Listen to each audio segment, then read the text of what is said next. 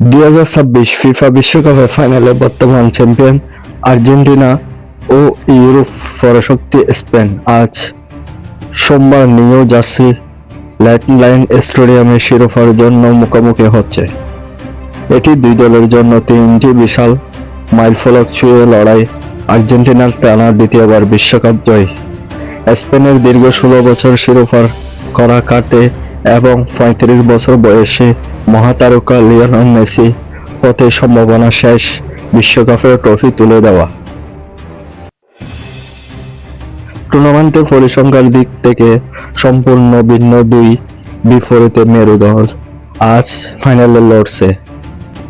ম্যাচটির দিকে উত্তেজনা ফরান্দ তুঙ্গে, সেখানে স্পেনের তরুণ স্যামসন লায়ন নামি ইয়ামা ও আর্জেন্টিনার অবিসম্বাদ্য নেতা লিওনেল মেসির ব্যক্তিগত দারত্ব ও দেখার মতো হবে। চলতি বিশ্বকাপে দুই দলের ফাইনালের আসরের প্রথম ছিল সম্পূর্ণ ভিন্ন। প্রথম ম্যাচে ড্র করল, পরের ম্যাচগুলোতে টানা জয় তুলে নেওয়া স্পেন। নকআউটে অস্ট্রেলিয়া, পর্তুগাল ও বেলজিয়ামকে হারিয়ে সেমিফাইনালে ফ্রান্সকে 2-0 গোলে বিদায় করে তারাই পুরো টুর্নামেন্টের 7 ম্যাচে লা রোহার গোল হজম করেছে মাত্র একটি। অন্যদিকে আর্জেন্টিনার ফাইনালে ওঠার হাদের কিনারায় থেকে বারবার গোলের দাঁড়ায়। ক্যাপ বাদে মিশর, ইংল্যান্ডের বিপক্ষে হাদের কিনারা থেকে ঘুরে দাঁড়ানো।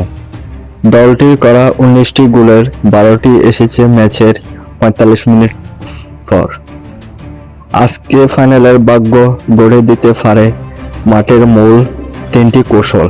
প্রথমে স্পেনের আক্রমণাত্মক হাই প্রেসার ফুটবল, তবে শোনাত বিষয় হলো বল কাড়া পরেও স্পেনের খুব দ্রুত কাউন্টিং অ্যাটাকে যায় না।